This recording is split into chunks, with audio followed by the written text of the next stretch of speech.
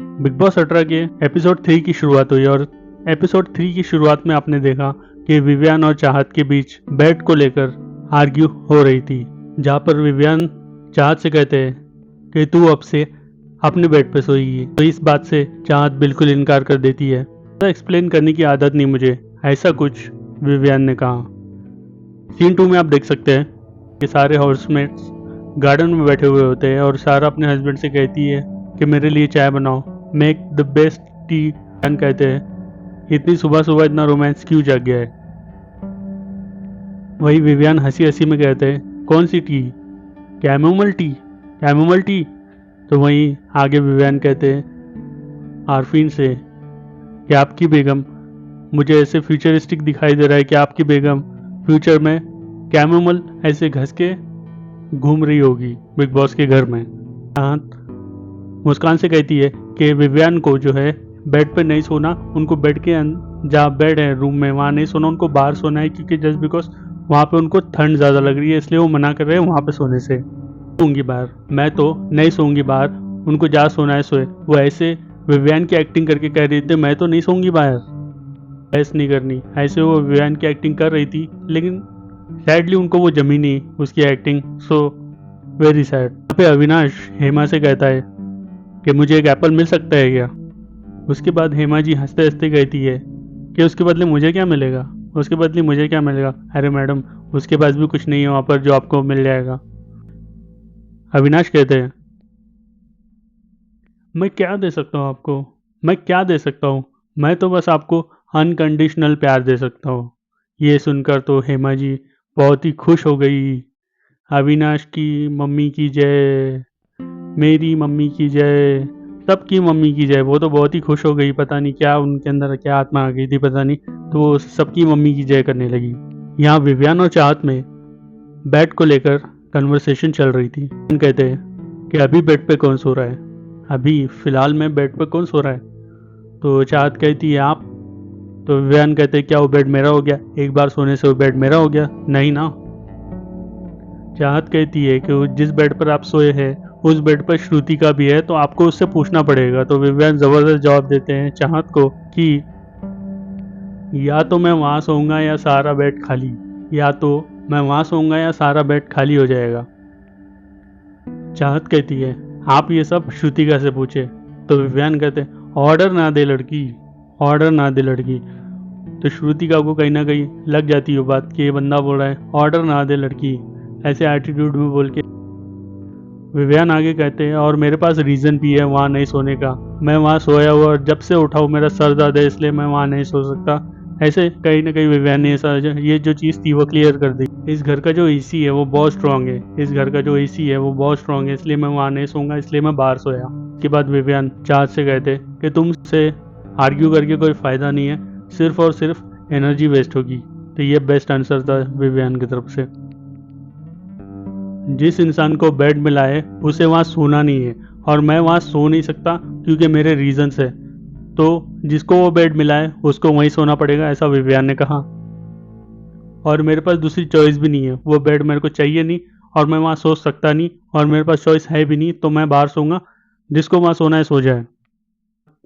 और विवियन के आर्ग्यू में शहजादा कूद पड़ता है जस्ट बिकॉज उसे लगता है कि यहाँ उसको थोड़ी बहुत फुटेज मिल जाएगी, तो वो कहीं ना कहीं विवियन को गलत दिखाने की कोशिश कर रहा था, जो कि हुआ नहीं। तो फुटेज के लिए लोग आ जाते बीच में। यहाँ गुणरत्न ने बिग बॉस का एक नियम उल्लंघन किया, उन्होंने हेमा के हाथ से अपना मोबाइल नंबर लिखवाया जो उसके नेशनल टेलीविजन पे चला गया। तो बिग बॉस ने सीधे सीधे कह दिया उनसे आपका नंबर जो है नेशनल टेलीविजन पर आ चुका है, अगर इसके बाद आपके नंबर पर बहुत सारे स्पैम कॉल्स आते हैं तो उसके जिम्मेदार आप स्वयं होंगे और कोई नहीं।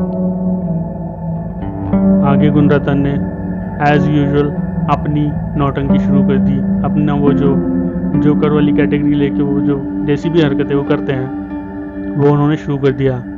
बिग बॉस, हम डाकू के ख़ानदान से हैं, हमें इन सब चीज़ों से डर नहीं लगता, हम डाकू के ख़ानदान से हैं। अविनाश और रजत की एक बात को लेकर आर्ग्यू शुरू हो जाती है, क्योंकि अविनाश ने किसी से तो भी बात कर रहे थे जो उन्होंने कान में की, तो इस चीज़ का मुद्दा रजत ने उठाया और उन्होंने बोला कि आप कि आप कान में बात क्यों कर रहे हैं, आपको जब बिग बॉस का ये रूल है कि आप कान में बात नहीं कर सकते, तो आप कान में क्यों बोल रहे हैं। रजत या नायरा से कहते हैं कि मैं जिस दिन इस घर से जाऊंगा इसको ना तमीज़ सिखा के जाऊंगा, मैं जिस दिन भी इस घर से जाऊंगा इसको तमीज़ सिखा के जाऊंगा, ऐसा कुछ रजत दलाल नायरा से कह रहे थे अविनाश के बारे में।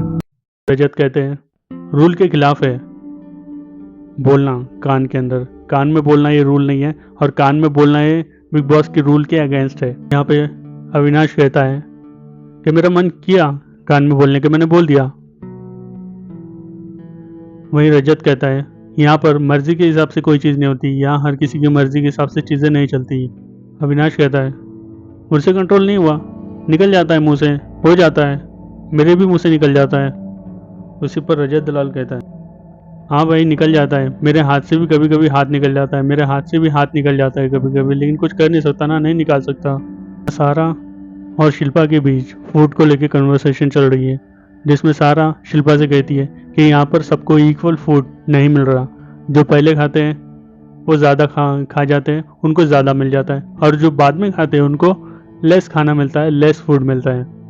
जिस इंसान की वजह से हमारा राशन कट गया है, अगर वही इंसान सबसे ज़्यादा खाए तो मुझे तकलीफ़ है उस चीज़ से। सारा का बस एक ही पॉइंट था कि जो लोग वर्कआउट करते हैं उनको खाना ज़्यादा लगता है, और अभी फूड इतना बिग बॉस के घर में अवेलेबल नहीं है, तो अगर आपको ज़्यादा भूख लग रही है वर्कआउट करने से तो आप वर्कआउट मत करो। यहाँ पर सारा बिग बॉस से कहती है जो लोग जिम कर रहे हैं उन्हें ज़्यादा खाना चाहिए, यहाँ पर जो लोग जिम कर रहे हैं उन्हें ज़्यादा खाना चाहिए, उनको ज़्यादा खाने के लिए चाहिए, तो आप एक काम करो जिम ही बंद करवा दो यहाँ का। यहाँ सारा की एक बड़ी फाइट हो जाती है एक जिम और फूड को लेके सारे हाउसमेट्स के साथ। उनकी लड़ाई काफ़ी देर तक चल रही होती है और सारे घर वाले एक जगह जुट हो जाते हैं और सारा के साथ सबकी लड़ाई शुरू हो जाती है, क्योंकि सारा जिम और फूड्स के ऊपर ये सारी की सारी लड़ाई लड़ रही थी। इसके लिए कुछ देर के लिए टिजेंदर और हेमा जेल से बाहर आते हैं नॉमिनेशन टास्क परफॉर्म करने के लिए। बॉस 18 का फर्स्ट नॉमिनेशन टास्क। यहाँ नॉमिनेशन की प्रक्रिया शुरू हो जाती है और नॉमिनेशन स्टार्ट हो जाते हैं। नॉमिनेशन में सबसे पहले जो आती है वो होती है चाहत, सबसे पहले नॉमिनेट हो जाती है। 2 नंबर पे जो नॉमिनेट होता है वो है 2 नंबर पर गुण रत्ना नॉमिनेट हो जाते हैं। 3 नंबर पर करणवीर, सारे घर के वाजिब कारणों की वजह से वो 3 नंबर पे नॉमिनेट हो जाते हैं। 4 नंबर पर मुस्कान, 5वें नंबर पर अविनाश। यहाँ चाहत कहती है कि मैं विवियान को नॉमिनेट करना चाहती हूँ, क्योंकि इनमें बहुत ज़्यादा ही एटीट्यूड है और ये कहीं ना कहीं अपने आप को बिग बॉस समझते हैं। तो विवियान कहते हैं हाँ बिग बॉस मेरे अंदर बहुत एटीट्यूड है, और वो एटीट्यूड तभी बाहर आता है जब कोई इन जैसा बदतमीजी पे उतर आता है या बदतमीजी करता है। तो उसके बदले में चाहत कहती है आपसे पूछा किसी ने? तो उसी को कड़क रिप्लाई देते हुए विवियान कहते हैं